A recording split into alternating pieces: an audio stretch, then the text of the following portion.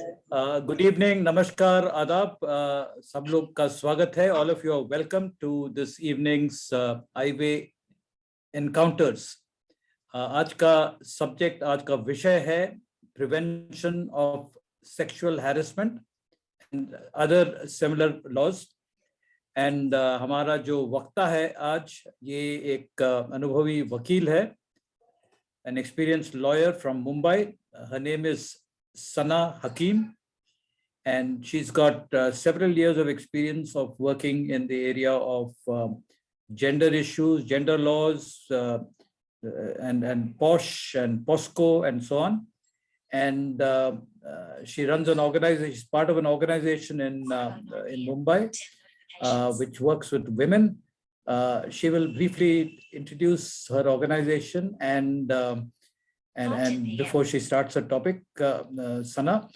And I also like to say that आप लोग में से कई लोग ऐसे होंगे जो पहली बार हमसे जुड़े हैं. तो हमारे संस्था है स्कोर फाउंडेशन और हमारा प्रोजेक्ट है आईवे.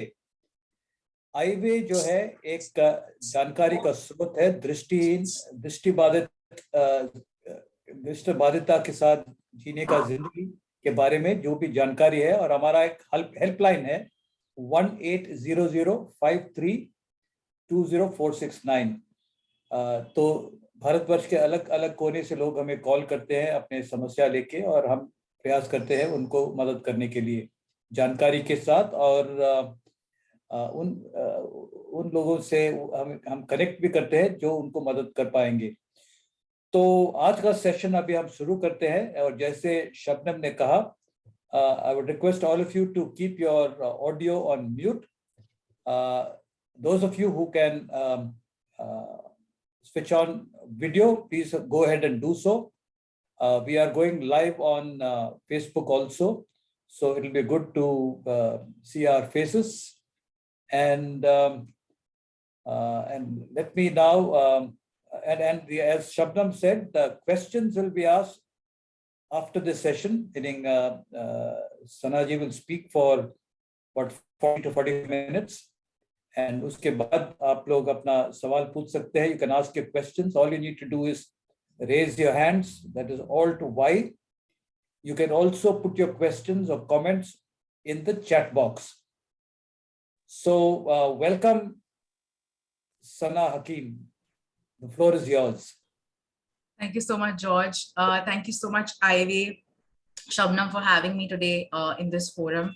मुझे बहुत ही अच्छा लग रहा है कि आप सब लोगों के साथ आज मैं ये फोरम शेयर कर रही हूँ. और हम जिस टॉपिक पे बात करने वाले हैं, ऐसा नहीं है कि इस टॉपिक के बारे में किसी ने सुना नहीं है कभी. हम बात करने वाले हैं सेक्सुअल हैरेसमेंट के बारे में. और जैसे कि शबनम ने बताया कि हम टुवर्ड्स द एंड क्वेश्चंस पूछेंगे, लेकिन मेरा ये सेशन मैं थोड़ा इंटरैक्टिव रखना चाहती हूँ. ज्यादा करके मैं ही बोलूंगी, जो मुझे इतना कुछ खास पसंद नहीं है ड्यूरिंग माय सेशंस, लेकिन मैं ट्राई करूंगी कि आप लोगों के भी मैं आप लोगों से सवाल करूं. अगर आप लोगों को सवाल करना है, जैसे कि जॉर्ज ने ऑलरेडी बताया है, प्लीज आप Alt Y दबा के अपना हैंड रेज कर दीजिए, मैं रुक जाऊंगी कहीं पे. और ये जो sexual harassment as a topic है, ऐसा तो कोई ऐसा है जिससे कभी इस बारे में कोई सुना नहीं है, यार ये पहली बार है जब आप इस टॉपिक पे, सेक्सुअल हैरेसमेंट पे एक सेशन अटेंड कर रहे हैं? कितने लोगों ने पहले भी सुना इस पे, कोई भी टॉपिक पे कोई टॉक सुना है, वीडियो सुना है? ऐसे कुछ कोई लोग हैं कि ये फर्स्ट टाइम है जहाँ पे सिर्फ इसके बारे में बात कर रहे हैं हम? ऐसे कोई है जिन्होंने पहले भी सुना है इसके टॉपिक के बारे में, सेक्सुअल हैरेसमेंट, मतलब सेशन के द्वारा? First time ma'am. First time, ठीक है, थैंक यू भावेश. बाकी सब लोग मैं मान के चलूं कि आप लोग पहले भी अटेंड कर चुके? मैंने भी फर्स्ट टाइम सुना. ठीक है, तो रजा, सुमित, ठीक है, फर्स्ट टाइम, ठीक है. और थैंक यू वेरी मच, आप लोगों ने बताया ये चीज. और आप मेरी बात मानेंगे ना कि इसके बारे में हम ज्यादा बात नहीं करते. हम सब सुनते हैं इसके बारे में, लेकिन ज्यादा बातें नहीं करते सेक्सुअल हैरेसमेंट के बारे में. सही है. तो ऐसा नहीं कि क्योंकि हम बात नहीं करते इसका मतलब ये है कि ये चीजें होती नहीं है. सेक्सुअल हैरेसमेंट आज के हम जो सेशन है उसमें हम ये कवर करेंगे कि फर्स्टली ऑब्वियसली मैं आपसे शेयर करूंगी कि सेक्सुअल हैरेसमेंट क्या है। अगर कभी कभी ऐसा भी होता है, और मैं आपको बताती हूँ मैं कहाँ से आ रही हूँ। तो जैसे कि जॉर्ज ने बताया, मैं वकील हूँ, मैं को फाउंडिंग पार्टनर भी हूँ एक फर्म की जिसका नाम है पॉश एट वर्क। तो पॉश एट वर्क क्या करता है? पॉश एट वर्क असिस्ट करता है ऑर्गेनाइजेशंस को, जो एक कानून है इस पे, आपको शायद पता होगा, नहीं पता होगा, कोई बात नहीं, इस सेशन के दौरान हम ये भी बातें करेंगे कि कानून के बारे में आपकी जानकारी दी जाएगी, आपके क्या राइट्स है, आपके क्या हक है इस कानून के अंतर्गत, हमें ये भी मैं आपको जानकारी दूंगी। ठीक है। सो पॉश एट वर्क जो है मेरी संस्था, वो इस लॉ के लिए कंप्लायंस में मदद करते हैं दूसरे ऑर्गेनाइजेशंस को। ठीक है। सो अब क्योंकि यहाँ पे मैं देख रही हूँ काफी लोग इंडिया, ऑल ओवर इंडिया से आए हैं, बनारस, आगरा, तेलंगाना, मैं आगरा गई हूँ, ब्यूटीफुल सिटी। सो मैं जानना चाहती हूँ कि ऐसा तो नहीं है कि एक ही शहर में ये चीजें होती हैं, करेक्ट? तो क्योंकि मेरी संस्था के थ्रू मैं कंप्लायंस में हेल्प करती हूँ, इससे इसका मतलब क्या होता है? क्योंकि मैं इस बारे में बात करती हूँ कि सेक्सुअल हैरेसमेंट का मतलब क्या है, अगर आप फेस कर रहे हैं तो इसका सामना कैसे कर सकते हैं, आपके राइट्स क्या क्या है। उसके अलावा मैं इंक्वायरीज भी करती हूँ इसके ऊपर। इंक्वायरीज का मतलब क्या होता है कि हर एक संस्था में एक कमेटी होती है जो इंक्वायरी करती है इस सेक्सुअल हैरेसमेंट को लेकर, सेक्सुअल हैरेसमेंट के कंप्लेंट्स को लेकर। इसकी जानकारी भी हम आपको देंगे। ठीक है। क्योंकि हम एक्सटर्नल मेंबर बनते हैं इस इंटरनल कमेटी पे, हमें बहुत सारा अनुभव मिलता है अलग अलग प्रकार के केसेस का। तो जब मैं आपके साथ आज बात करूंगी, मैं वो अनुभव भी आपके साथ शेयर करूंगी। ठीक है। At any point in time आप कोई अनुभव शेयर करना चाहते हैं, या कोई अपना आपके बारे में या किसी और के बारे में बताना चाहते हैं, तो यहाँ पे कोई जजमेंट नहीं करेगा कि कि आपने ऐसे कैसे बोल दिया, या आपको कोई जज नहीं करेगा। ठीक है। ये एक सेफ स्पेस है जहां पे आप बात कर सकते हैं खुल के इसके बारे में।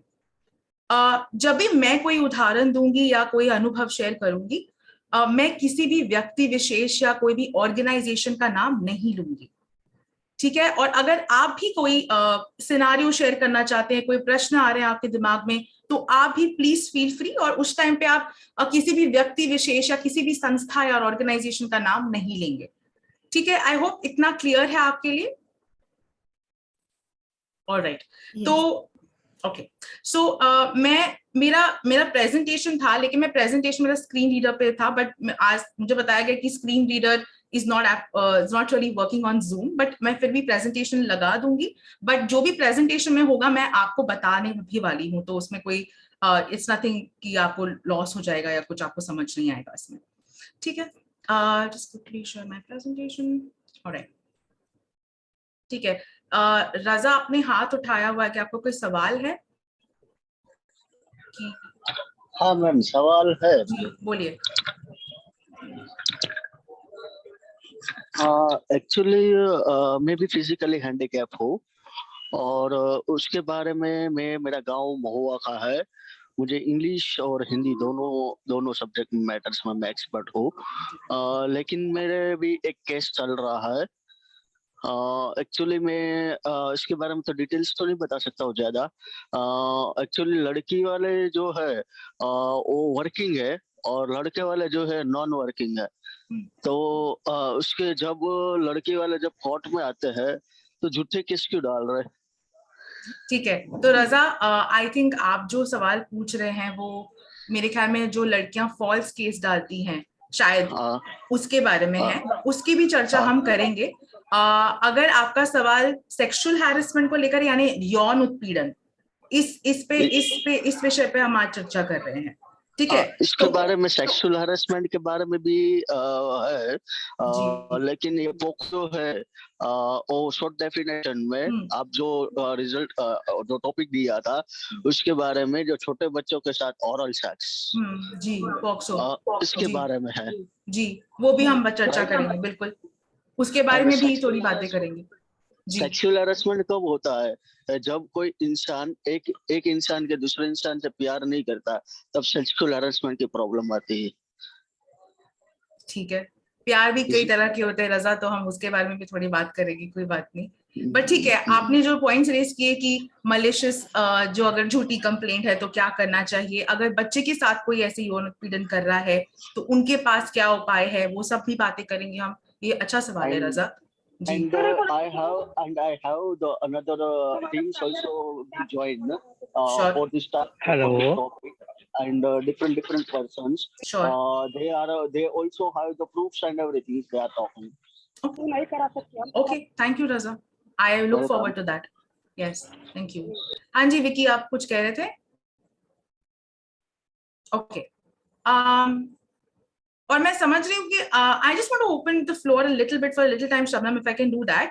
अगर सपोजिंग आपके कोई और भी सवाल है, आपकी कोई और आशाएं हैं आज के प्रेजेंटेशन से, तो आप मुझे बता सकते हैं। मैं वो मोस्टली तो कवर करने की ट्राई करूंगी ही, मेरा तो है रेडी ऑलरेडी, लेकिन फिर भी आप अगर और भी कोई आशा है तो आप मुझे बता सकते हैं, क्योंकि आज आप 45 मिनट से 1-1.5 घंटा यहाँ पे अपना टाइम देंगे, अपना बहुमूल्य टाइम, तो मुझे उसका आपको फुल उसका ये मिलना चाहिए, वैल्यू मिलना चाहिए। तो आप बताइए, आप कोई एक्स्ट्रा ऐसी चीज है जो आप बताना, रजा ने तो बता दिया, कोई किसी की और आशाएं हैं, एक्सपेक्टेशंस है, सवाल है जो उनके दिमाग में चल रहे थे इस टॉपिक को लेकर? हेलो, देखो अदर की लड़की, हेलो मैम। जी बोलिए, आप सुनाइए, मैं आप सुन सकती हूँ।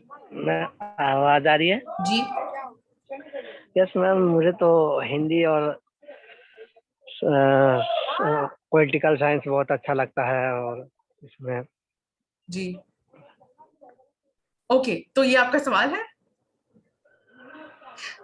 ओके, कोई बात। Hi Yes, no problem Vicky. Srinivasu. Yes Srinivas. Hi. Hi. So I think since the topic is about the prevention of sexual harassment, Yes. it can be either at the educational places or the workplaces and kind of things. जी So when it comes to posts, there are actually different things, not only about the harassment that happens physically, but also even it can be considered something like even in a symbolic way, right? So when somebody like when they actually visually, if you actually visualize things, right? Correct. So because when you actually report things to a committee, you also require to, not necessarily you need to completely prove it, but you need to give them as many details as possible. So if you either have an experience or if you have some tips to community of people with visual disabilities, what are the tips that they can use to avoid, or actually if something happens in this kind of harassment, how can they at least try and observe what is happening? Yes, that's a very good question. I intend to cover that, Vasu. Thank you very much for that question. Yes. और किसी के कोई सवाल है at the outside जो आप मुझे as an expectation भी हो सकता है, आपकी आशा भी हो सकती है, आपने अभी ये सेशन अटेंड किया तो मैंने सोचा था कि मैं ये पूछूंगा, ये समझने का ट्राई करूंगा या करूंगी, तो आप मुझे बता सकते हैं अभी, या तो हम सेशन खत्म होने के बाद बता सकते हैं, कोई बात नहीं, ठीक है। यस मैडम, मैं विशाल चौधरी बात कर रहा हूँ। जी विशाल बोलिए। मैडम, मैं इसके बारे में जानना चाह रहा हूँ, मतलब कि जैसे अपन किस हाईवे में किस प्रकार की जानकारी ले सकते हैं, मतलब सारे प्रकार की ले सकते हैं अपने से, मतलब पढ़ने से रिलेटेड। हाँ जी विशाल, हाँ जी यस जॉर्ज। विशाल, इस विषय में हम ये प्लेटफॉर्म उस सवाल के लिए नहीं है, आप हम लोग बाद में बात कर सकते हैं, आपका नंबर हम नोट करेंगे और हमारे ऑफिस से कोई आपको फोन करके आपको समझाएंगे, ठीक है? Okay, thank you. ठीक है, तो मैं आगे बढ़ती हूँ। Okay, there was a thing in the chat saying, ma'am, please speak a little in English as well. Okay, so I will try to mix it up. मैं कोशिश करूंगी हिंदी इंग्लिश दोनों में बात करने के लिए, मैं दोनों लैंग्वेजेस में कंफर्टेबल हूँ, but I will just have to repeat myself on 2 occasions, which I do not have a problem with, right? ठीक है, so सबसे पहले let's address the topic at hand. The topic is, what do you understand by the term sexual harassment? ठीक है, अब अगर इसके जितने भी हमने केसेस हैंडल किए हैं, इसके प्रकार है, इसका एक डेफिनेशन भी है, there is a definition as per law. We'll get into that. We'll understand what the definition as per law covers. But there are other aspects to it, other main attributes to it. जैसे कि person, हर एक इंसान की एक मर्यादा होती है. Everybody has a personal space and personal boundary. And if those personal boundaries are crossed, in any form but has a sexual angle to it, ठीक है, उसपे एक यौन उत्पीड़न का उसमें एंगल है, या उसमें कुछ ऐसी अटपटी सी बात है, या डबल मीनिंग वाली बात है, या गंदी बात जिसे हम कहते हैं, उसमें अगर कोई गंदी तरह से हमें कुछ कहता है या कुछ करता है जिससे हमारी मर्यादा का उल्लंघन होता है, वो सेक्सुअल हैरेसमेंट की श्रेणी में आता है। तो ये बहुत ही वाइड है, जैसे कि आप देख रहे हैं, ये किसी के साथ भी हो सकता है, ठीक है। इसके अलग अलग प्रकार है, it's various forms and types. Some of them are recognized, actually most of them are recognized by the law. क्योंकि अब हम वर्चुअल स्पेस में थे तो हमने देखा कि वर्चुअली भी बहुत सारे घटनाएं हो रहे थे जो लॉ में क्लियरली मेंशन नहीं थे, लेकिन काफी ऐसी घटनाएं हुई जिसके बारे में हम बात करेंगे। तो इसके बहुत सारे प्रकार हैं। It's unwelcome, it can happen to anyone, ये किसी के साथ भी हो सकता है। और इसमें इंटेंट यानी कि मेरा इरादा कितना मैटर करता है, जो मुझ पर बीती है वो मैटर करता है, या जो सामने वाले का इरादा है वो मैटर करता है। इसकी भी हम चर्चा करेंगे। What matters more, intent or impact? That's what we will discuss today.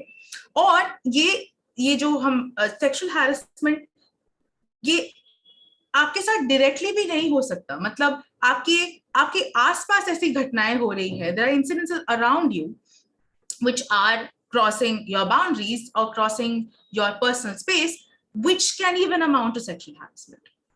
Right? इसका मतलब कि मेरे आसपास वो चीजें हो रही हैं जो मुझे अच्छी नहीं लग रही, मेरे साथ नहीं हो रही है, मेरे लिए भी नहीं हो रही है, लेकिन अगर मुझे अटपटा लग रहा है, मुझे अच्छा नहीं लग रहा और उसमें सेक्सुअल एंगल है, तो वो सेक्सुअल हैरेसमेंट की श्रेणी में आ सकता है। ये मैं आपको मोटा मोटा बता रही हूँ, broadly telling you everything right now, giving a context कि हम क्या के किस विषय में चर्चा करेंगे। इसके ऊपर एक कानून भी है जिसके बारे में हम आज बात करेंगे। जैसे कि मैंने बताया, उसका नाम है पॉश लॉ, उसका फुल फॉर्म क्या है वो भी हम देखेंगे। ये तो हो गई काम के बाद, वर्क प्लेसेस पे आप सब लोग काम करते हैं, कोई कंपनी में काम करता है, कोई संस्था में काम करता है, कोई खुद का कुछ होगा। हर एक संस्था के लिए इस लॉ के अंदर प्रावधान है, लेकिन ये तो संस्था की बात होगी। This is about workplace. What happens if instances are happening outside of the workplace? क्या एज अ सिटीजन मेरे पास कोई राइट्स है कि मैं अपने आप को सेफ गार्ड कर सकूं? इसके बारे में भी हम आज चर्चा करेंगे, ठीक है। सो सबसे पहले तो मैं अभी I would just want some interaction with all of you. So Shabnam, I would request you to please allow them to unmute themselves if possible or raise their hands. Yeah, sure. Okay, They thank can you. do that. Yeah. Thank you. So क्या मेरा ये सवाल सही है कि हम जो है अभी, जैसे भी हम हैं, हम एज एन इंसान, हमारे आसपास एक स्पेस होती है, मतलब एक मर्यादा होती है। There is all a space, there's some space around us, something, some boundary around us. Is that true or not? सही है कि नहीं? सबके आसपास कोई ना कोई एक खुद की बनाई हुई एक मर्यादा होती है। Is there a space which is there for everyone, each one of us? अगर हम आदमी है, औरत है, बच्चे हैं, हम सबके लिए एक स्पेस होती है। Is that right? आप सब इस चीज को मानते हैं कि नहीं मानते? Yes, that's right. There's somebody else in the chat who says, Divya says yes. Okay, thank you Divya. Yes. सिर्फ दिव्या और शबनम मानती हैं, बाकी सारे नहीं मानते कि हमारे आसपास भी मर्यादा होती है एक? Yes ma'am. सबके आसपास होती है, ठीक है। तो मेरा ये भी कहना सही होगा कि जब वो मर्यादा जो उसका मतलब उसकी संरचना होती है, या in the formation of the boundary is done by our own selves, हम खुद डिसाइड करते हैं हमारी मर्यादा क्या है, राइट? कोई हमारे लिए कोई डिसाइड कर सकता है हमारी मर्यादा क्या है? क्या हमारे माँ बाप, हमारे पति पत्नी, कोई और हमारे रिलेटिव, कोई और हमारे डिसाइड कर सकता है कि हमारी मर्यादा क्या है? Yes, they can suggest us, but Yes. decide तो हमारे खुद पे डिपेंड करता है। बिल्कुल बिल्कुल। और अगर कोई हमारी जी मैम, एक प्रारंभिक अवस्था होती है जब हमें उस विषय का ज्ञान नहीं होता, लेकिन जब हमें उस विषय का ज्ञान होता है तो समझदार माता पिता भी एक स्तर पे आकर अपना विशेषाधिकार हटा लेते हैं। फिर उसके बाद हम उस चीज को निर्धारित करते हैं कि क्या है, वो है या नहीं है। बहुत ही अच्छी बात बोली आपने विक्रम। आपने बोला है कि एक हद तक वो हमारे साथ में रहते हैं, लेकिन उसके बाद हमें ही डिसाइड करना पड़ता है। What he said is कि we only have to decide our own. Our parents can guide us and tell us कि this is okay, this is not okay, but at the end of the day हमें सबको पता चल जाता है हमारी मर्यादा क्या है, सही है कि नहीं?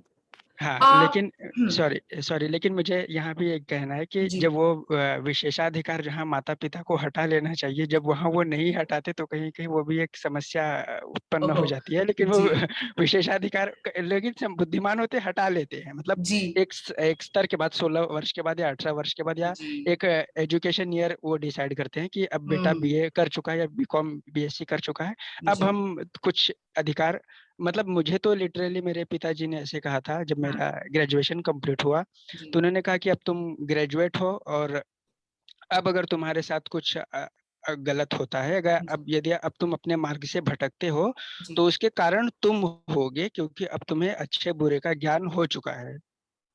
तो अब तुम्हें अपनी मर्यादाएं और वो सारी चीजें तुम्हें निर्धारित करनी चाहिए। जी, किसी ने कहा था कि यहाँ पे प्यार की मैटर करता है, जहाँ पे प्यार होता है वहाँ पे सेक्सुअल हैरेसमेंट नहीं होता। माँ बाप के हमें भी हमसे बहुत प्यार करते हैं, कभी कभी वो हम पे अपना प्यार नौछावर बहुत देर तक करना चाहते हैं, लेकिन कहीं कहीं हम बचपन से ही अपनी मर्यादा समझने लग जाते हैं। ठीक है, माँ बाप हुए नहीं हुए, हमारी मर्यादा हम बचपन से ही उसका आभास हमें हो जाता है। We all start to realize that we have a personal space, some things we like, some things we do not like, some things we can take, some things we cannot take, some habits we can tolerate of other people, some habits we cannot tolerate of other people, right? There is also that whole space जहाँ पे हमें लगता है कि हाँ ये एक time था शायद हमारे बचपन में कि हाँ ये मेरा बहुत ही अच्छा दोस्त है, लेकिन शायद 5 साल के बाद मैं उससे बात भी ना करूं क्योंकि मेरी मर्यादा चेंज हो चुकी है, मेरा थॉट प्रोसेस चेंज हो चुका है। सही है, तो हमारे बचपन से हमारा एक आभास हो जाता है। We are all human beings are all decided this way, that we all have a personal space and personal boundaries. और इसका कोई जेंडर से कोई ये नहीं होता। अगर आप कोई भी जेंडर को बिलोंग करते हो, आदमी औरत हो, आप ट्रांस पर्सन हो या कोई भी और जेंडर से हो, आप बच्चे भी हो तो भी आपकी मर्यादा है। ये सबके लिए अलग अलग होती है। तो कुछ लोग मिलते ही एक दूसरे से मिलते ही गले मिल जाते हैं, कुछ लोग बहुत ही खुल के बात करते हैं, कुछ लोग ज्यादा बात नहीं करते, कुछ लोग सिर्फ कुछ लोगों से बात करते हैं। Some people will not talk to everybody, but will talk so much with some people that they can't even realize. जी मैम, मैं ये कहना चाहता हूँ, दृष्टिबाधित लोगों को ऐसा क्यों हीनता मानी जाती है जो माता पिता मतलब सम्मान नहीं कर पाते हैं, उनको अच्छी तरीके से सपोर्ट नहीं दे पाते हैं, तो इसके बारे में थोड़ा सा। जी मैं कोशिश करूंगी कि इसका भी जवाब दे सकूं, लेकिन मैं ये भी मानती हूँ कि हर एक इंसान में, और मेरे लिए आप लोग बहुत मतलब ज्यादा इंस्पिरेशन लेकर आते हैं। तो कोई भी यहाँ पे यहाँ पे एटलीस्ट ये फोरम है तो मैं ये कह सकती हूँ कि यहाँ पे कोई भी आपको डिसेबल या कोई भी तरीके से कमी आपको महसूस नहीं होने देते। ठीक है, तो एक सेंस लगता है, और ये सिर्फ दृष्टिवादी लोगों के लिए नहीं है, दृष्टि के साथ वाले लोगों को भी बहुत इसका सामना करना पड़ता है, जहाँ पे हमारे माँ बाप हम पे बिलीव नहीं करते, हमें लगता है कि उनको लगता है कि हम निकम्मे हैं, शायद हमसे कुछ नहीं हो पाएगा, बार बार उनको प्रूफ करना पड़ता है कि नहीं हम ये कर सकते हैं। तो ये सबके साथ होता है, और बट थैंक यू आपने इस बारे में बताया, और इस बारे में हम और भी चर्चा करेंगे। ठीक है विकी? ऑलराइट, तो thank you ma'am. Sorry, hello ma'am. जी बोलिए। Am I audible? Yes, you are. Hi ma'am, मैं प्रतिष्ठा, I'm Pratishtha from Delhi. Yes. और अभी I am facing a kind of a new issue in my life. मेरी अभी impairment recent है, impairment as in I have recently lost my sight. So अभी मेरे सामने काफी सारे new situations आ रहे हैं, काफी सारे new circumstances आ रहे हैं, और उनमें से एक challenge is my safety. And my protecting myself. Yes. And not only me, मेरी family भी ये same issues face कर रही है. How to ensure my safety, but at the same time we also have to ensure के मुझे I cannot keep myself hidden from the world. Yes. So I mean these are very small issues, like when I'm at home, so attending the milkman or attending the the kapde wala and all that. Yes. So at times my parents are quite concerned, even I am concerned. Yes. But as I said, that I cannot keep myself hidden as Yes. especially as a girl. So Absolutely. तो मुझे और मेरी family दोनों को it's a very major challenge. Obviously we are learning to, it's a new thing and we are learning to cope up, but yeah, it's quite challenging. Safety is a major issue for me as a visually challenged girl. Ma'am, can I say something? Yeah, thank you Prashishta for that. Yes, please go ahead. This is Nikita from Mumbai. जैसे प्रतिष्ठा ने बताया, तो मुझे मतलब अभी में मुझे ऐसा एक लगता है कि sexual harassment can be done by the men only, it can be done by women as well. जी, so that is my thought. Yeah, of course. I mean, I'm not saying that, and as I said that it is not only faced by girls. I mean, even boys are vulnerable. But at being a girl, I think somehow you're more vulnerable to all this. Yeah. But hello ma'am. Yeah. जी, hello ma'am. यान जी बोलिए। Thank you Pratishtha, thank you Nikita, बोलिए। हाँ जी बोलिए। हाँ, this is Bhagyalakshmi ma'am. हाँ जी Bhagyalakshmi. I want to know, means मुझे कुछ बताना भी और कहना भी है, क्या सेक्सुअल हरासमेंट सिर्फ लड़कियों की होती है या लड़कों की भी हो सकती है? और दूसरा ये कि मैम सेक्सुअल हरासमेंट के जो मसले हैं हमारे देश में खास तौर पे, वो एक तो सोशली भी है, मेंटली भी है, और उसकी एक मूलभूत वजह ये भी है कि हम लोग ज्यादा अवेयर नहीं है कि हमें क्या करना है, कैसे करना है। अगर हम कहीं पे जाते हैं, अगर हम किसी से इंटरेक्ट करते हैं, तो हमें कितना अलर्ट और अवेयर रहना है। बिल्कुल बिल्कुल, थैंक यू, आपने ये बताया। हाँ, तो हमें इसके बारे में अवेयरनेस नहीं फैलानी चाहिए। क्या सिर्फ हम इसलिए बंद रहे घर में क्योंकि हम लड़की हैं, या फिर हम देख नहीं पाते, या फिर हमें कोई दूसरी प्रॉब्लम है? क्योंकि प्रॉब्लम्स तो हर रोज आती जाती रहेगी, हमें अपने आप को मजबूत करना होगा। उसके साथ नहीं भाग्यश्री, आपने बहुत सही बात बोली है और मैं आपने ही एड्रेस कर दिया जो मैं कहना चाह रही थी। लेकिन आपको ये बात भी समझना है कि बोलना बहुत आसान होता है हमारे लिए। मैं अपने आप को बहुत स्ट्रांग समझती हूँ, लेकिन हो सकता है मैं कहीं पे वीक पड़ जाती हूँ। हम सारे में स्ट्रेंथ्स और वीकनेसेस दोनों होते हैं, ठीक है? तो एक बात बोलना बहुत आसान है कि आपको स्ट्रांग रहना चाहिए, आपको सामना करना चाहिए, लेकिन हमें ये भी समझना चाहिए कि हर कोई सामना नहीं कर पाता। इसका अवेयरनेस भी होना चाहिए। लेकिन आपने एक बहुत ही इंपॉर्टेंट वर्ड यूज किया, the word that he uses awareness, और यही इसका जो सेशन आज हो रहा है उसका वही मंशा है कि अगर आपको पता होगा कि हाँ ये एक्ट्स में मेरे को अनकंफर्टेबल कर सकता है, ये मेरी मर्यादा का उल्लंघन है, और ऐसे इसके साथ अगर मेरे साथ ऐसा होता है तो मैं आगे क्या स्टेप्स ले सकता हूँ या ले सकती हूँ। और ये इसका सवाल का भी मैं अभी जवाब दे दूंगी कि ये सिर्फ, आई थिंक आप सब लोग मानेंगे, ये सिर्फ महिलाओं के साथ में नहीं होता, ये पुरुषों के साथ में भी होता है, दूसरे जेंडर्स के साथ में भी होता है। लेकिन ये लॉ जो है, ये कानून जो है, ये महिलाओं के लिए है, इसका भी हम लॉजिक समझेंगे। लेकिन क्या इसका मतलब है कि दूसरे जेंडर्स के पास कोई उपाय नहीं है? there's no recourse available to other genders? That's not the case. There is little, but there is still hope, right, for other genders as well. So ये भी हम डिस्कस करेंगे। But thank you so much for those very insightful questions and observations. Yeah, that really means a lot. ठीक है? हाँ जी, रजा, आप कुछ सवाल करना चाहते हैं? Yes ma'am. Yes ma'am. जी, और इनका हाथ, हाँ जी बोलिए। I have the one question. When the genders base are the equal, then why this question is arise again and again? कि अगर जेंडर इक्वल है तो क्यों सेम है? जब मैं लॉ के बारे में बात करूंगी तो इसके बारे में जरूर बात करूंगी मैं रजा, ये बहुत ही इंपॉर्टेंट टॉपिक है, ठीक है? तो जब मैं लॉ के बारे में थोड़ी आपको जानकारी दूंगी उस टाइम पे आपको बता दूंगी ये चीज, ठीक है? अब जैसे कि हम मर्यादाओं की बात कर रहे थे, उसका समझना बहुत जरूरी है। ये सबके साथ अलग अलग होता है और मेरे पर्सन टू पर्सन भी चेंज होता है। ये कल्चर के साथ भी चेंज होता है। तो हमारा जो मर्यादा है हमारे कल्चर से भी बिलोंग करता है। हमारी क्या अपब्रिंगिंग है, हमारी अपब्रिंगिंग जहाँ पे हम खुल के लोगों से बात करते हैं, हमारी अपब्रिंगिंग है कि नहीं आप ज्यादा लोगों से बात मत करिए, उस पर भी डिपेंड होती है हमारी मर्यादा।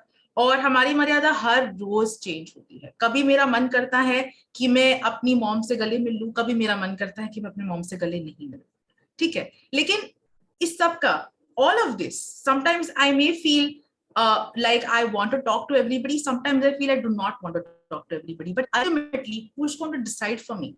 It's only me that's going to decide that I'm okay or not okay with something.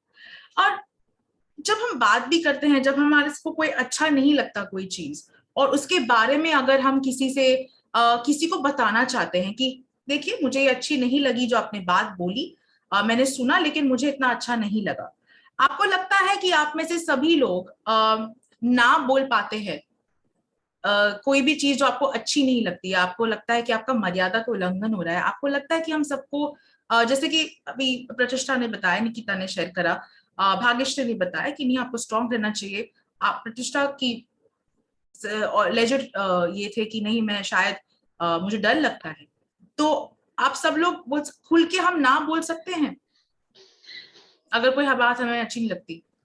Yes, सब लोग बोल सकते हैं खुल के ना? डेफिनेटली बोल सकते हैं। डेफिनेटली बोल सकता हूँ। हम तो बोलते हैं, बोलने मतलब बोल सकते हैं कि वो बात अलग है, बोलते ही है मतलब।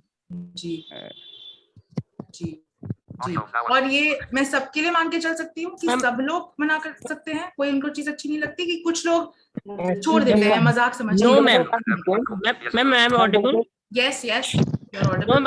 आई थिंक मैम ये पॉसिबल नहीं हो पाएगा, बिकॉज मैम अगर मैम कुछ भी अगर ऐसा फैमिली करती है तो आई थिंक फैमिली में तो मैम ऐसा ऑब्जेक्शन नहीं कर सकते, बिकॉज फील होगा होगी है, ऐसा भी हम केस देखे मैम मैंने, इसलिए मैं बोल रहा हूँ कि हम प्रॉपर्ली मना नहीं कर सकते क्योंकि प्रेशर भी होता है पेरेंट्स का, इसलिए। जी बिल्कुल जी, थैंक यू विशाल। हाँ जी Sunil.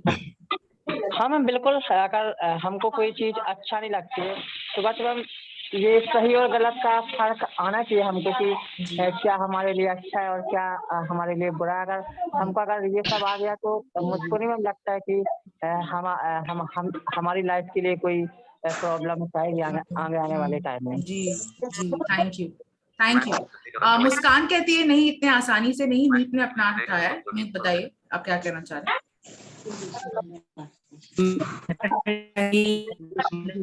Meet, I cannot hear you. If you can just, I think your network has an issue. I'm still not audible. Yeah, now I can hear you. Meet. Please tell me.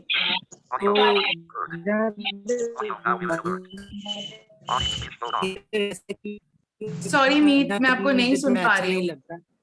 Sorry, मैं नहीं. Is it just me or Meet is not audible? No, his internet is bad. Yeah. तो मीत अगर आप possible है तो आप अपना सवाल चैट पे भी डाल सकते हैं, या तो थोड़ी देर के बाद वापस से पूछ लीजिएगा, जो भी आपके लिए बोलना चाहती हूँ। जी बोलिए ना। ओके सो मैम मैंने ऐसे सुना है, जैसे कि मैं एक एग्जांपल के जरिए बताना चाहूंगी। अगर हम किसी ऑफिस में काम कर रहे हैं, अगर मैं फीमेल हूँ और कोई मेल पार्टनर मुझे किस चीज के लिए पूछ रहा है, अगर मैं उसको ना नहीं बोल पाऊँ तो it can be a problem for me, क्योंकि एक तरीके से मैं हाँ भी नहीं बोल रही हूँ और ना भी नहीं बोल रही हूँ, और उसको शायद वो उसके लिए may be it will be a positive signal that I am interested in he, ऐसे मुझे लगता है। ठीक है। तो कभी कभी ना बोलना भी गलत फहमी का शिकार हो सकते हैं, गलत फहमी का भी शिकार होता है।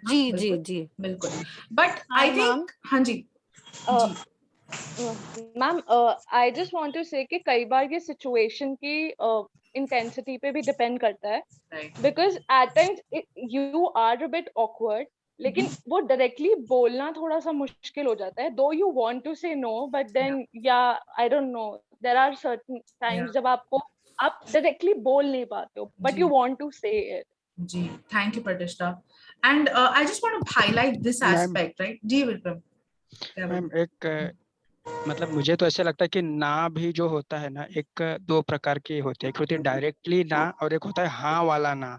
मतलब जब हम संकोच करके ना बोलते हैं तो सामने वाले व्यक्ति को लगता है कि ये हाँ बोलना, जैसे मान लो कि आपने मुझे पूछा कि क्या आप ये सेशन ज्वाइन करना चाहते हो क्या, तो फिर मैंने कहा कि एक्चुअली मेरा लेक्चर है इसलिए मैं नहीं ज्वाइन कर पाऊंगा। ये हो गया हाँ वाला ना। ये कहीं ना कहीं संकेत कर मतलब मैं करना तो चाहता हूँ लेकिन ये हो गया हाँ वाला ना।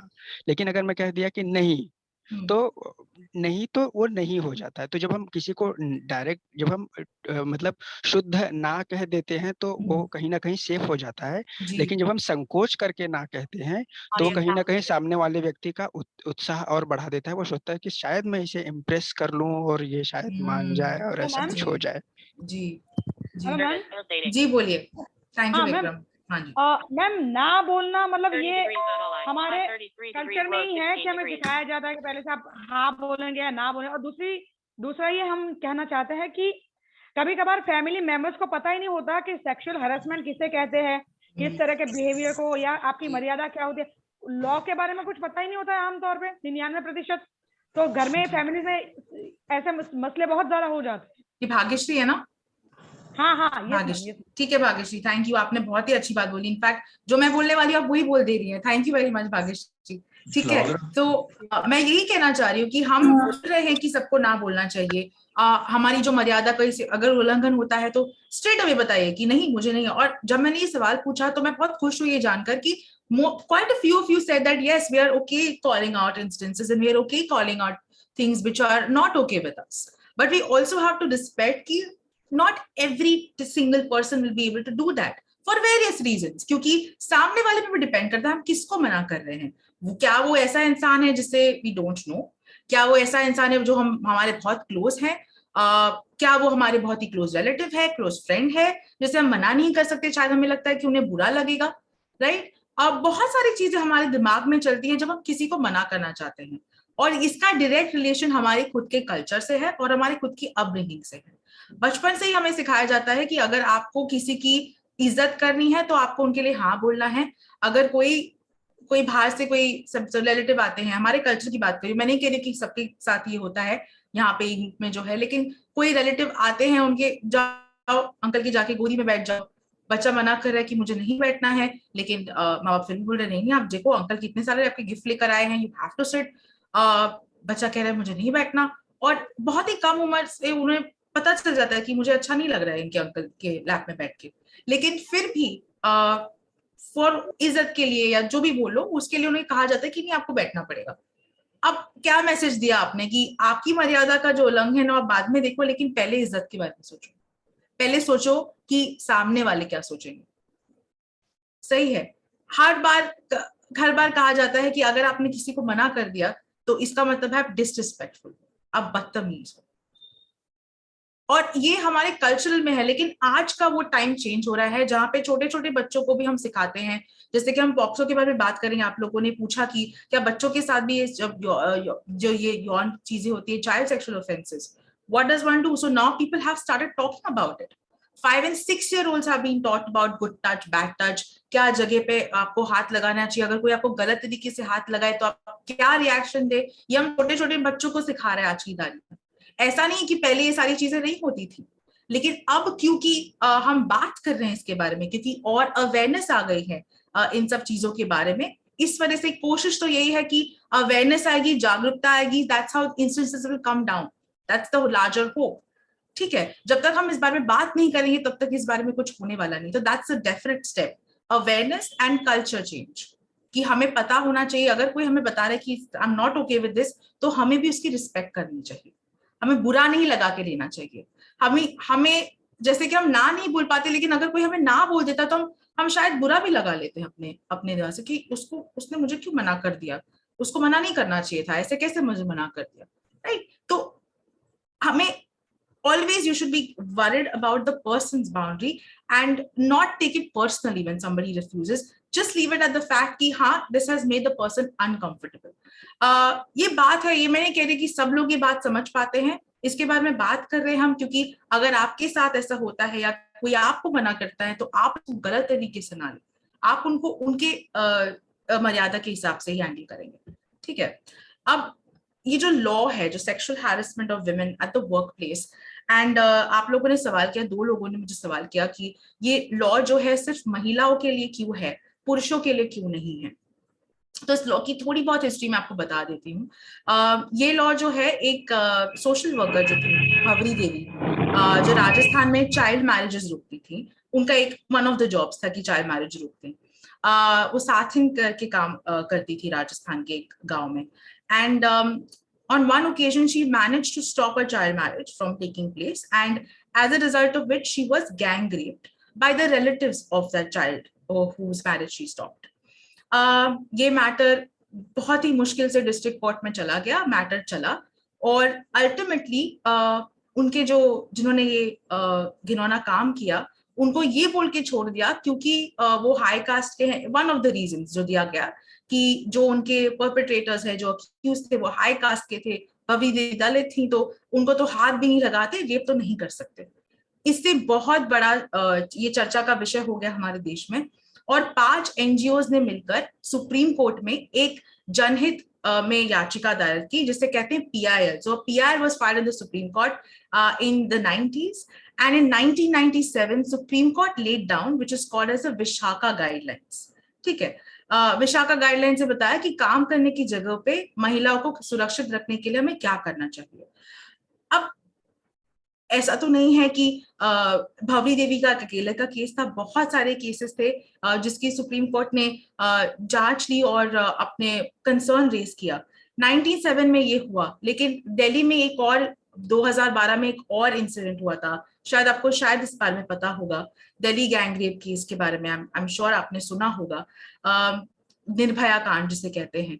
उसके बाद सडनली इन्हें रियलाइज हुआ कि नहीं, अभी तो हमें कानून ही इसके लिए लाना चाहिए, और ये कानून जो है sexual harassment of women at the work place 2013 का कानून जो आपके सामने है, जिसकी वजह से हम चर्चा भी कर रहे हैं इस विषय के बारे में. तो ये बहुत ही जरूरी कानून है. अब सवाल उठता है क्यों महिलाओं के लिए, क्यों? अब जो हमारे देश का कल्चर है, महिलाओं को एक दृष्टि से देखा जाता है. ज्यादा करके अगर आप केसेस भी देखेंगे, किसके अगेंस्ट में होते हैं? महिलाओं के अगेंस्ट में. इसका मतलब है कि पुरुष के अगेंस्ट में नहीं हो रहा है, ऐसा तो नहीं है. इसका मतलब है कि ट्रांस पर्सन के अगेंस्ट में नहीं हो रहा है, ऐसा तो नहीं है. LGBTQ के अगेंस्ट में नहीं हो रहा है, ऐसा तो नहीं है. लेकिन अगर आप नंबर्स देखेंगे, एटलीस्ट द रिपोर्टेड नंबर्स काफी कम है. तो इस वजह से अभी के लिए, और क्योंकि ये जो कानून है ये सारे देश में लागू होता है, ज्यादा करके हमारे देश में लोग गांव में रहते हैं, रूरल एरियाज में they stay, and 80-85% of our country is rural India. And so rural India में तो आप सबको शायद पता होगा कि महिलाओं की क्या स्थिति है, जहाँ पे उन्हें शायद काम करने की लायक भी नहीं माना जाता. तो इस वजह से अभी के लिए ये कानून महिलाओं के लिए है. लेकिन क्या दूसरे जेंडर्स भी आ सकते हैं इसमें? तो इस लॉ के अंतर्गत ये लॉ किसको एप्लीकेबल है?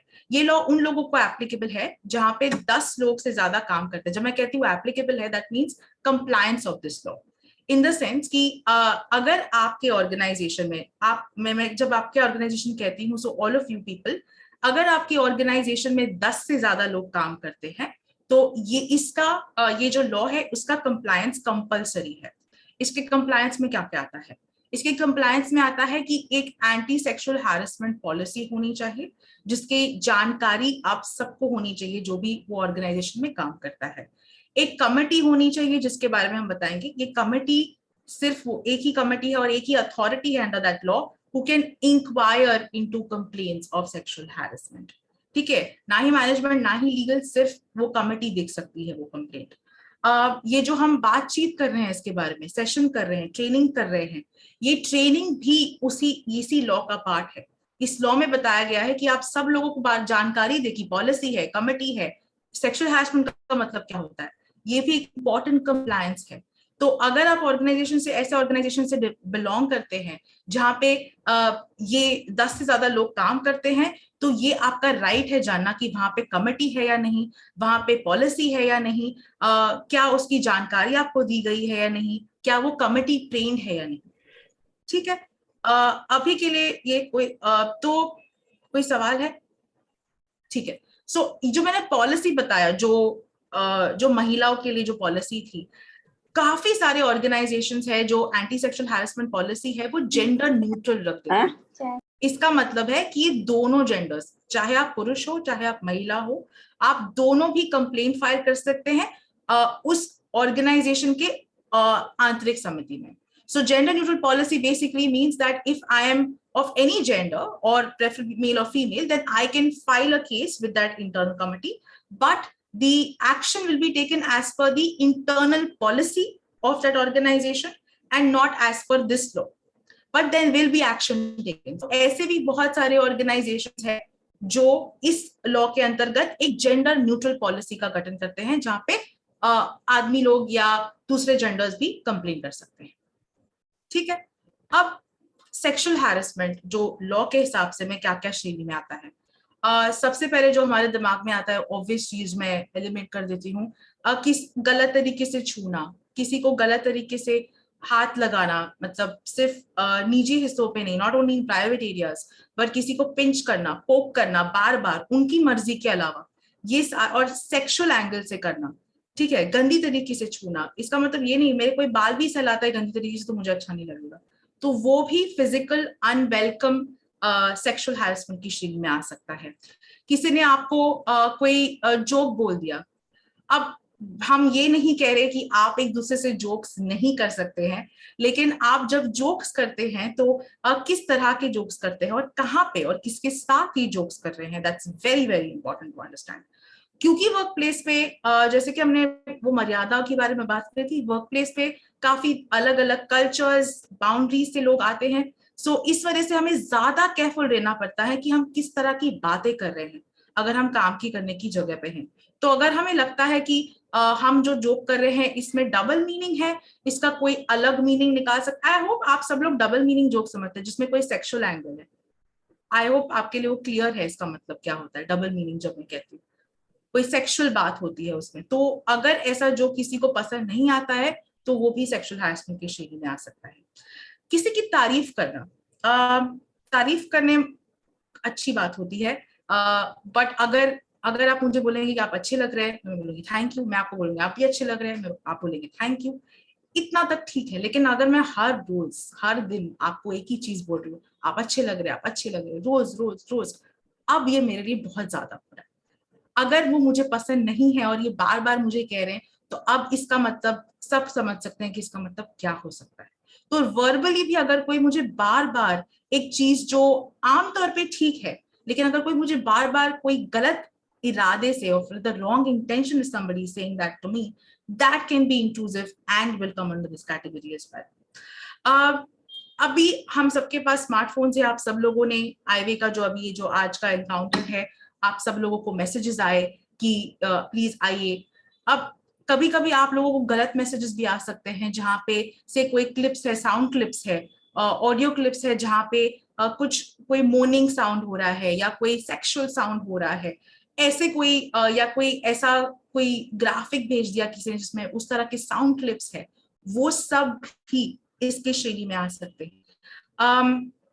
आपको लगता है कि और अगर सपोजिंग मैं आपको बात बताती हूँ, सपोज ये क्या सिर्फ सहकर्मचारी के बीच में हो सकता है या एक हायरार्की के बीच में भी हो सकता है, जैसे कि से मैनेजर्स और समबडी इन रिपोर्टिंग, क्या ये लोग भी अपना इस सेक्सुअल हैरेसमेंट में भाग ले सकते हैं, सेक्सुअल हैरेसमेंट कर सकते हैं? आपके हिसाब से क्या है? ऐसा हो सकता है कि पीपल इन अथॉरिटी या जिनके पास पावर हो are engaging into sexual harassment? Do you think that's a possibility? मुझे लगता है हो सकता है मैम, किसी के साथ भी। जी जी यस या एक्सक्यूज मी मैम, जी बोलिए। मैंने पढ़ा है तो अभी गलत है सही है वो मुझे नहीं पता, पर मैंने ऐसा पढ़ा है तो मैनेजर्स है, वो लोग ऊपरी अधिकारी है, सुपरवाइजर्स है, वो लोग हमारे साथ ऐसा कर सकते हैं, पॉसिबिलिटी है 90%। जी जी जी। और मैं आपको बता दूं कि इसके लिए एक स्पेशल हेलो मैम। जी यस मैम, मैं जितेंद्र बोल रहा हूँ मुंबई से। मैम एक दो केसेस ऐसे भी सुने हैं मैम कि अगर कोई फीमेल है, अगर उसको हायर पोस्ट चाहिए तो जो भी मेन अथॉरिटी होती है वो चीज के लिए मतलब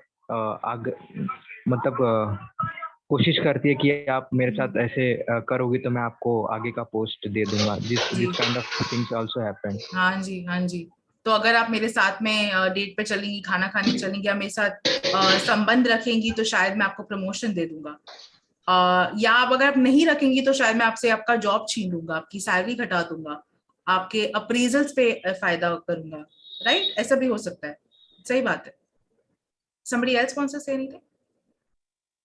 बट मैम ये सेम चीज मेल के साथ भी तो हो सकता है। बिल्कुल बिल्कुल बिल्कुल हो सकता है। और there have been cases जो हमने भी हैंडल करे हमारे जो फर्म है उसके थ्रू की, जहाँ पे जो फीमेल है वो लोग भी एंगेज कर रहे हैं दूसरे फीमेल्स के साथ में इस एक्ट में, और मेल्स भी हैं जो दूसरे मेल्स के साथ एंगेज कर रहे हैं ऐसे एक्ट में, जहाँ पे बता रहे हैं कि नहीं आपको तो करना ही है, नहीं तो आप तो जानते हैं मेरे पास कितना पावर है, क्योंकि मेरे पास पावर है मैं कुछ भी कर सकता हूँ या कर सकती हूँ।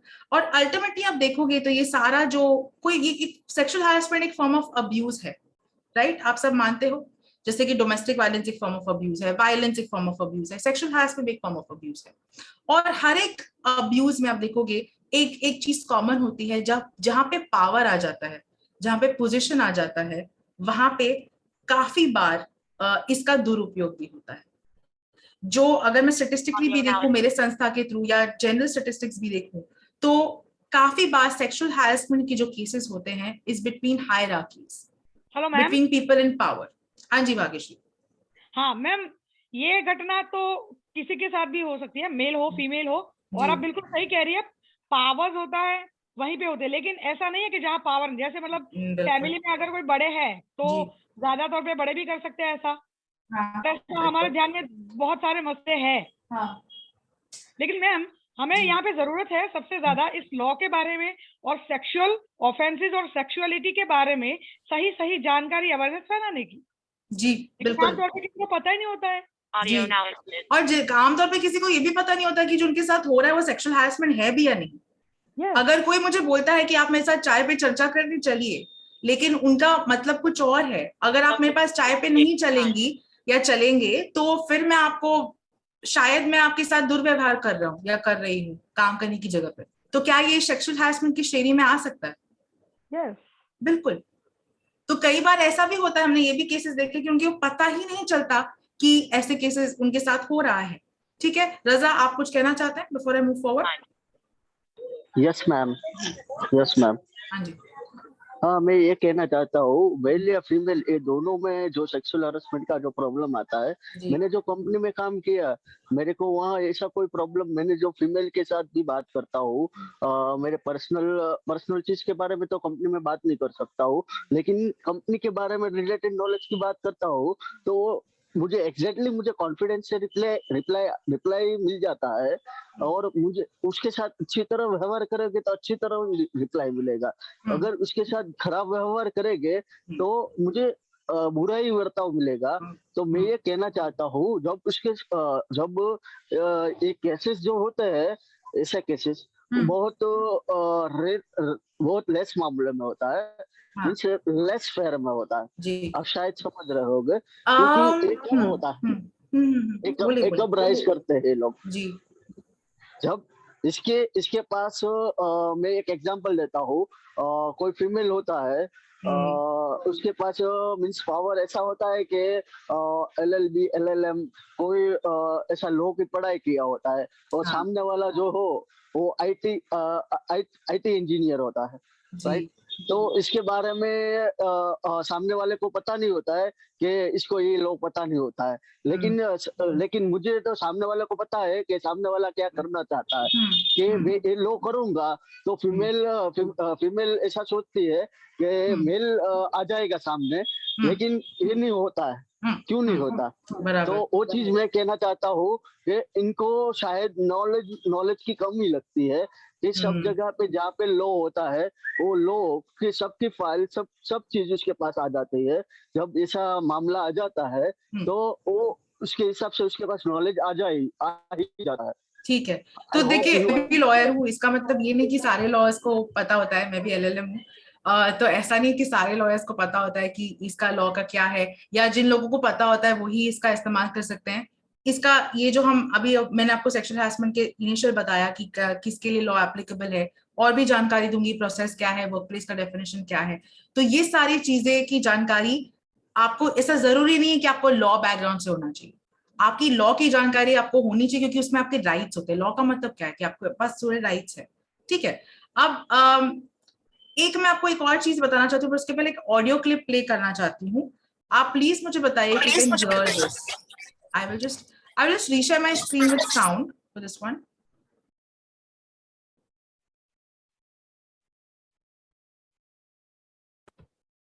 Okay, I hope आप सब लोग सुन सकते. Oh man, there was so much of work today. It's hurting everywhere. Everywhere? Means even there?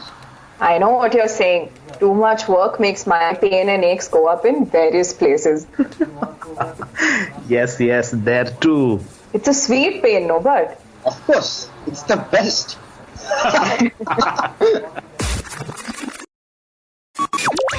आपको सबको सुनाई दिया? Yes, yeah, Sana. Okay. How did you feel ये सुन के? Audio now unmuted. मैम कुछ अल्फाज वो लोग बात तो करे लेकिन कुछ थोड़ा बहुत उनके अल्फाज समझ में नहीं आए, लेकिन हाँ कुछ गलत तरीके से बात कर रहे हैं, ये समझ में आया. अच्छा, ये समझ में आया कि गलत तरीके से बात करते. ये मेन मकसद था ये बताने का. But thank you Bhagyashree. और किसी को अच्छा लगा, गलत लगा, सही लगा ये ऑडियो क्लिप सुन के? Ma'am, am I audible? Yes, Pratishtha, you are. I don't know whether it's right or not, but it appeared to me as a friendly conversation because वहाँ पे consent, because they were doing it with consent. So I agree. Yes, absolutely right, and that's a good observation. कि लोग आपस में बात कर रहे हैं, they are just talking amongst themselves. But do you agree कि whatever they were talking had a sort of a sleazy angle to it, like a double meaning to it? Yeah, certainly. Right. Certainly. And see, correct. And they were talking together amongst themselves. They're not talking even about anybody else. Correct. They were not talking about anybody else. Am I right when I say that? Right. Yeah. Now, if I'm in my cafeteria, okay, or if say I'm on a video call with these people, okay, and I'm overhearing this conversation, क्या ये मुझे uncomfortable कर सकता है? If I'm not part of this conversation. Yeah. हो सकता है uncomfortable. हो सकता है. Yeah. Okay. You can feel uncomfortable. It's not about me. It's not directed at me, but it's in my environment. और अगर ये सब conversations काम करने की जगह पे हैं, जहाँ पे ये लोग involved हैं, क्या मेरा ये भी कहना सही है कि ये लोग जो ऐसे बातें कर रहे हैं, इनके बारे में I will form an opinion, and that will not be a nice one. All these people whom I'm overhearing talking like that, I don't like what they're talking. It's sleazy. Yeah, they're having friendly banter. It's their business. But I am, because of my workplace where I am, say on a video call or in a cafeteria, I'm also equally entitled to stay there. Now, I'm unwillingly overhearing this conversation, right? And I can potentially form an opinion about these persons, which will not be a very nice one. Right. Am I right when I say that? Right? Yes. और ये मेरा अभी environment में मेरी धारणा बन जाएगी, जो भी लड़का लड़की, और ये लड़का लड़की दोनों बात कर रहे हैं इसके बारे में. I consent, जैसे प्रतिष्ठा ने बहुत सही बोला, लेकिन मेरा कंसर्न नहीं था कि मैं ये सुनूं. वो मेरा भी वर्क प्लेस है, ये मुझे भी अनकंफर्टेबल कर सकता है. मेरे एनवायरनमेंट में मुझे ऐसी बातें नहीं सुननी. मुझे ऐसा एनवायरनमेंट चाहिए जहाँ पे मुझे कंफर्टेबल लगे, जहाँ पे मैं सबको रिस्पेक्ट दे सकूं और सब मेरी रिस्पेक्ट कर सके. करेक्ट. और क्योंकि ऐसे सब होता है तो मैं ओपिनियन बना लूंगी कि शायद ये लोग ऐसे बातें करते हैं, शायद ये लोग मेरे बारे में भी शायद ऐसे बातें करें आगे चल के. और ये एक्चुअल केस है. तो ये हम पॉडकास्ट कर रहे हैं, तो पॉडकास्ट का एक एक्सर्प्ट था जो मैंने प्ले करा. This podcast was on hostile work environment, जहाँ पे कि मेरे एनवायरनमेंट में ऐसा कुछ हो रहा है जो मुझे बहुत ही ज्यादा डिस्टर्बिंग लगता है. लेकिन अगर उसमें डबल मीनिंग है, it's sexually coloured, it's not even directed at me, and can I still escalate it to my internal committee, to my organization? Yes, because I do not wish to work in an environment which is so sexually charged.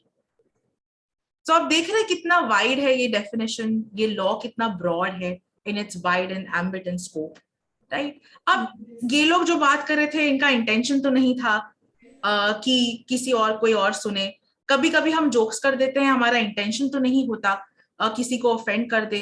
कभी तो आपके हिसाब से क्या matter करता है? Intention ज्यादा matter करता है या इम्पैक्ट ज्यादा मैटर करता है? क्या किसको ज्यादा इंपॉर्टेंस देना चाहिए? What should matter more, intent और impact on the person?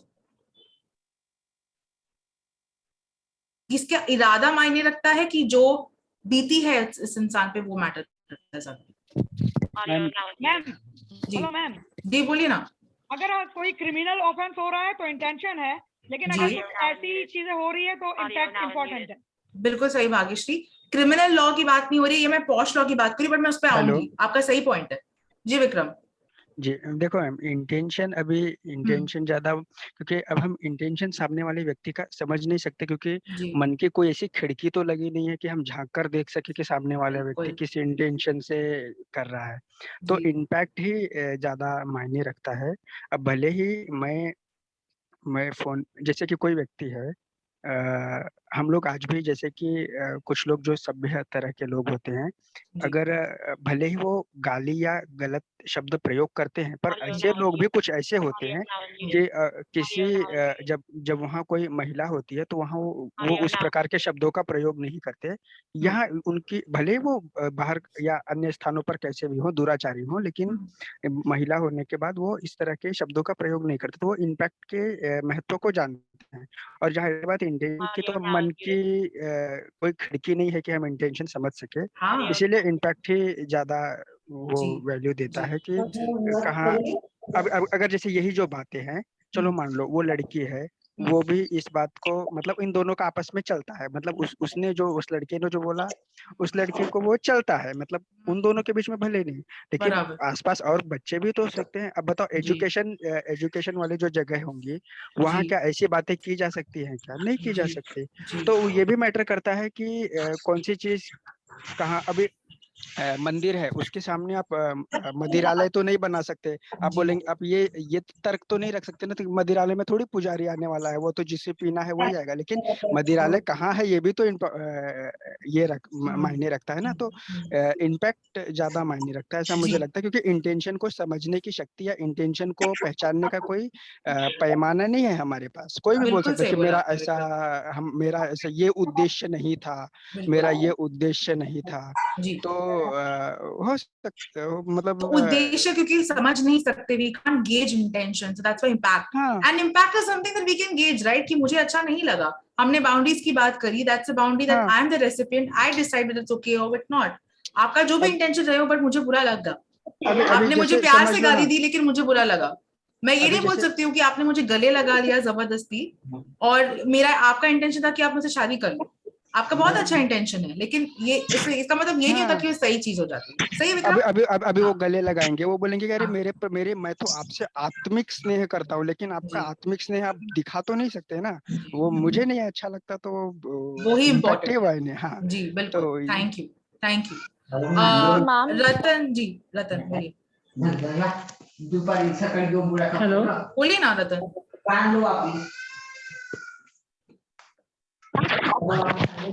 I think आपका आवाज नहीं आ रहा है। ठीक है, मैं आगे बढ़ती हूँ। अगर आपका जो भी होगा आप चैट पे डाल सकते तो डाल दीजिए, नहीं तो हम बाद में थोड़ी देर के बाद आएंगे। और उसमें मैं भी देख रही हूँ रिस्पॉन्सेस। या प्लीज प्रतिष्ठा, go ahead. Ma'am, basically the bottom line is कि हम नॉर्मली कहते हैं ना कि आपके राइट्स आपके तब तक हैं जब तक वो दूसरों के राइट्स पे एनक्रोच नहीं कर रहे। द मोमेंट वो दूसरों के राइट्स पे एनक्रोच करना स्टार्ट कर दे तो वो फिर प्रॉब्लमैटिक हो जाते हैं। I think I really agree with that. It's a very very good statement. और मैं इसके साथ ही रहना चाहती हूँ। I don't want to even add on to anything of that statement. कि अगर मेरा राइट है तो मेरा पास है, लेकिन अगर दूसरे की राइट पे उसके भी मुझे ज्यादा ख्याल रखना चाहिए।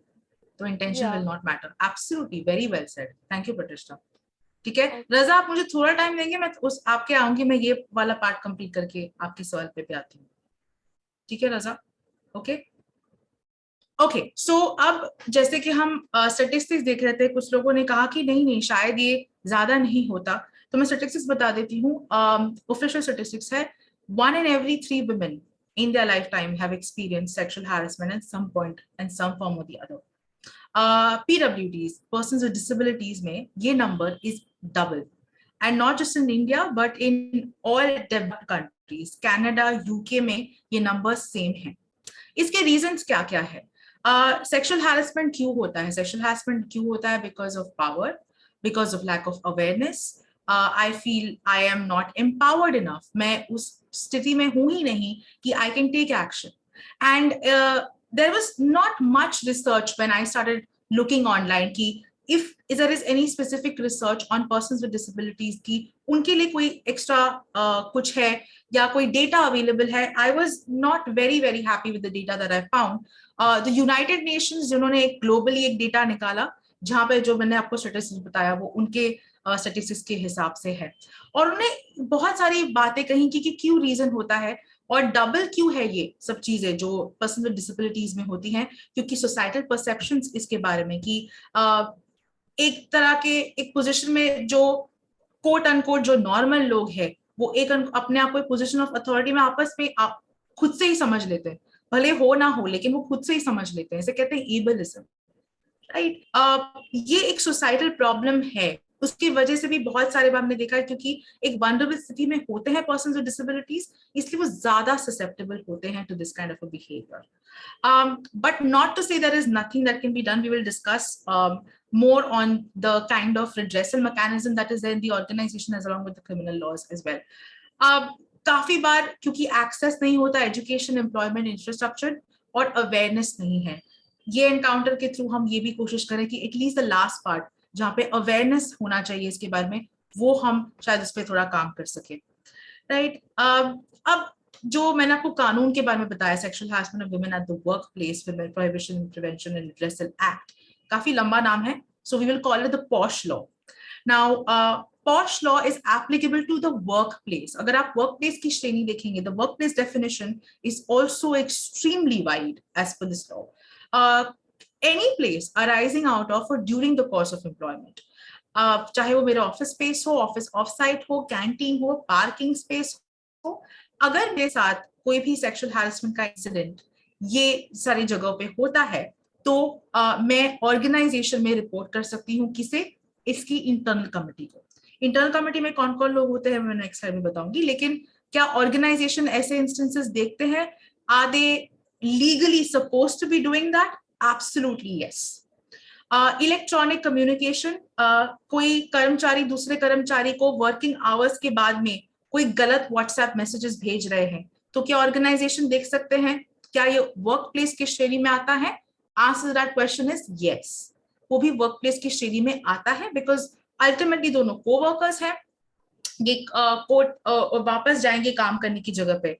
इनफैक्ट एक रीसेंट हाई कोर्ट का जजमेंट भी है जो ये कहता है कि आफ्टर आवर्स अगर किसी, क्योंकि हम सब डिजिटल प्लेटफॉर्म्स पे आजकल कनेक्टेड है, क्योंकि 2 साल से हमारे almost everything is happened virtual, अभी हम थोड़े बहुत जा रहे हैं स्पेसेस पे, लेकिन काफी हद तक अभी भी हम वर्चुअल या हाइब्रिड मोड में काम करते हैं।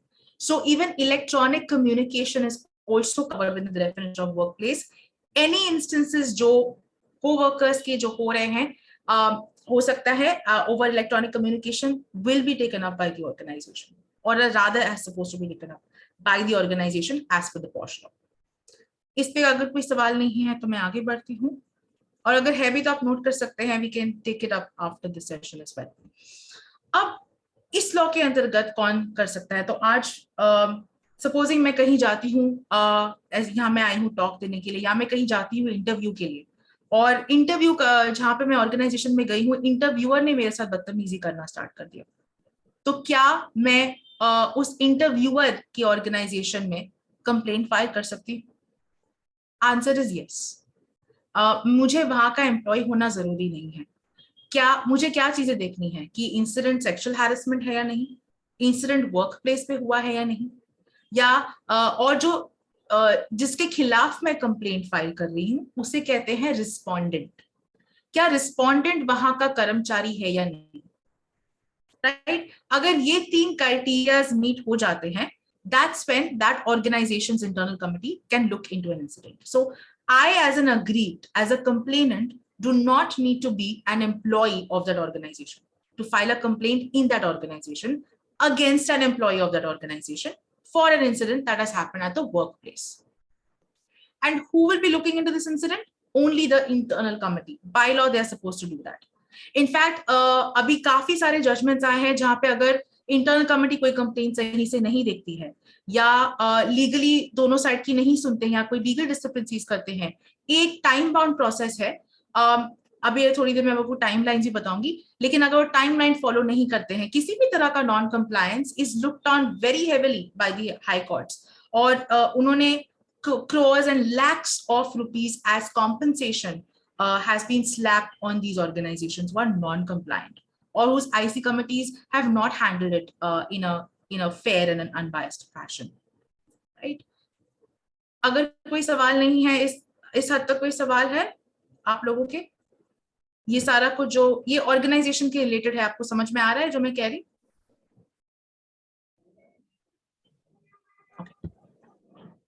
I'll assume that to be a yes. All right. अभी इंटरनल कमेटी में कौन कौन होता है? इंटरनल कमेटी में 4 लोग होने चाहिए, जो भी कोई भी ऑर्गेनाइजेशन जिसमें 10 से ज्यादा लोग हैं, ठीक है। इंटरनल कमेटी जो उसके जो हेड है उसे कहते हैं प्रिसाइडिंग ऑफिसर।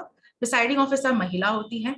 4 लोगों में से कम 50% हैव टू बी विमेन, और एक एक्सटर्नल मेंबर भी होते हैं। एक्सटर्नल मेंबर जैसे कि मैंने आपको बताया कि मैं इंक्वायरीज करती हूँ, so we post at work acts as external members on internal committees of various organizations. Correct? ये as per law एक constitution है। इस लॉ के अंतर्गत ये तो 10 से ज्यादा लोग अगर रहेगा तो उसके लिए इंटरनल कमेटी है। लेकिन जो लोग अनऑर्गेनाइज सेक्टर्स में काम करते हैं, जहाँ पे 10 से कम लोग काम करते हैं, क्या उनके पास कोई रिकॉर्स अवेलेबल नहीं है एज पर दिस लॉ? ऐसा नहीं है। आप में से शायद कुछ लोग ऐसे भी है जहाँ पे आप लोग ऐसे संस्था में काम नहीं करते जो इतनी बड़ी है, या तो कम लोग हैं, 5-7 लोग होंगे शायद, या भी उससे भी कम होंगे, ठीक है। तो आपके लिए एक और कमेटी है जो गवर्नमेंट के अंदर आती है, जो जिसे कहते हैं लोकल कमेटी। आपको पता लगाना है, या अगर आपको चाहिए तो मैं भी आपकी मदद कर सकती हूँ कि आपके जो एरिया है, डिस्ट्रिक्ट, आपके जहाँ पे काम करने की जगह है, वहां पे डिस्ट्रिक्ट में एक डिस्ट्रिक्ट ऑफिसर होना चाहिए इस लॉ के अंतर्गत। Now, under that district law, district officer has to also have a local committee constituted. This local committee has to look into cases of sexual harassment in organizations having less than 10 employees. या तो आपने अपने ही जो founder member है या जो board member है उनके खिलाफ आपको कंप्लेन करनी है, तो वो इंटरनल कमेटी नहीं देखेंगी, लोकल कमेटी के पास जाएगा ये केस। या आपके घर में शायद मेड सर्वेंट्स होंगे, डोमेस्टिक हेल्प्स होंगे, उनके लिए आप एम्प्लॉयर्स हैं, तो अगर उनको कोई शिकायत दर्ज करनी है तो वो लोकल कमेटी में जा सकते हैं। पुलिस भी एक अथॉरिटी है अंडर दिस लॉ, जाने के ऑर्गेनाइजेशन जो है as per this law are bound to support you in case you are facing sexual harassment at the workplace and you wish to file a police complaint, then the organization is supposed to assist you in that. Okay, so far I've been talking about the authorities. कोई सवाल है आपके so far? Is it clear? Local committee क्या है, internal committee क्या है? Yes, ma'am. Okay, thank you. कोई सवाल होगा तो प्लीज मुझे रोक दीजिए, मैं सवाल का जवाब दे दूंगी। राइट, अब अगर आपको इंटरनल कमेटी के पास कंप्लेन करनी है तो वो लिखित कंप्लेंट होनी चाहिए, और वो कंप्लेंट जो लास्ट एक्ट ऑफ इंसिडेंट है उसे 3 महीने के अंदर दर्ज होनी चाहिए, ठीक है। तो आपके पास 3 महीने का टाइम है। जो भी कोई इंसिडेंट हुआ है, सपोजिंग बहुत सारे इंसिडेंसेस हुए हैं, जो लास्ट इंसिडेंट हुआ है वहां से आपको 3 महीने का टाइम गिनना है, जहां पे आप एक लिखित कंप्लेन कर सकते हैं। अब लिखित कंप्लेन करना शायद आपके लिए मुश्किल हो रहा हो, या आपको समझ नहीं आ रहा हो कि मैं क्या लिखूं उस कंप्लेंट में, तो IC committee as per law आपको can assist you in filing of this complaint. That's very important for you to know. ऐसा नहीं है कि लिखित में है तो अगर मैं नहीं लिख पा रहा हूँ या लिख पा रही हूँ तो मुझे कोई सपोर्ट नहीं मिलेगा। IC committee suppose to support you to write that complaint. जिसके खिलाफ कंप्लेंट होता है उसे कहते हैं रिस्पोंडेंट अंडर दिस लॉ। क्या कहते हैं? रिस्पोंडेंट। रिस्पोंडेंट को भी टाइम मिलता है 7 दिन का। 7 दिन के अंदर रिस्पोंडेंट को ये कंप्लेंट की कॉपी देनी होती है। 10 दिन का टाइम मिलता है उससे, अगर उसको कोई लिखित जवाब देना है उसके कंप्लेंट के खिलाफ। और ये जो पूरी इंक्वायरी है ये 90 दिन में खत्म होती है। तो ये जो टाइम पीरियड है ना 90 दिन, ये यूएसपी है, जो यूनिक सेलिंग पॉइंट जिसे कहते हैं ये कमेटी का। क्योंकि अगर आप कोर्ट में जाएंगे तो आपको कितना टाइम लगेगा? मैं वकील हूं, मैं जानती हूँ, कोर्ट में जाएंगे तो कितना टाइम लगता है आपको कोई भी केस खत्म करने के लिए? 1 साल, 2 साल, 4 साल, 5 साल, कहां से, राइट? लेकिन आप अगर ये कमेटी के पास जाएंगे तो आपका 90 दिन में आपको रिजल्ट मिलना है as per this law. That's why it is prudent to go the committee itself. All right. Committee fact find करती है, एक दूसरे से बात करती है, दोनों लोगों से बात करती है। अगर आपको ऐसा लगता है कि नहीं, अगर मैं कंप्लेंट फाइल करूंगा या करूंगी तो मुझे मेरे ऊपर कोई एक्शन लिया जाएगा, या मेरे पास कोई प्रूफ नहीं है तो मैं कैसे कमेटी के पास जाऊं, मेरे पास कोई, तब अगर, और ये जो जिनके खिलाफ मैं कंप्लेन कर रही हूँ ये बहुत ही बड़े हैं, शायद मेरा करियर खत्म हो जाएगा अगर मैं कंप्लेन कर दूंगी, उसके लिए भी ऑप्शन है जहां पे कमेटी आपको, जब तक केस चल रहा है, इंक्वायरी चल रही है, तब तक आपको शायद लीव पे भेज सकती हैं, ट्रांसफर पे भेज सकती हैं, रिपोर्टिंग लाइन चेंज कर सकती हैं, ताकि इंक्वायरी अफेक्ट ना हो। ये दोनों साइड का सुनती है, तो इसका मतलब ये है कि इसका आपको आप पे बहुत अच्छी हो जाती है, क्योंकि उनको रियली आपसे कोई एविडेंस की जरूरत नहीं होती है, वो फैक्ट फाइंड खुद से भी करते हैं। क्या बट ऐसा भी होता है कि कभी कभी इनकंक्लूसिव केसेस होते हैं? जी बिल्कुल होता है, लेकिन इसका मतलब ये है कि केस नहीं फाइल करना चाहिए, इसका मतलब ये बिल्कुल नहीं है, right? So you are not duty bound to give any evidences. Yeah, it will be nice if you have evidences stored. It will be facilitating your fact finding as well. So it will be prudent to have all the evidences stored in your. कभी कभी क्या होता है, हमारे पास कोई message आता है ना और कोई गंदा हमें अच्छा नहीं लगता तो हम डिलीट कर देते हैं, we don't think कि अभी आगे चल के हमारे काम आ सकता है, तो हमेशा to store all these things and to ensure that you are using it prudently going forward would be very very important. अब IAC कमेटी की इंक्वायरी खत्म हो गई, उन्हें they come to a conclusion that yes, this is a sexual harassment case and this person has committed sexual harassment. What is the kind of action that this committee can take? Even termination, demotion, counseling, reprimanding, warning, censure, etc. Committee के पास exclusive powers होते हैं इस तरह का action लेने के लिए, and the management is bound to follow it.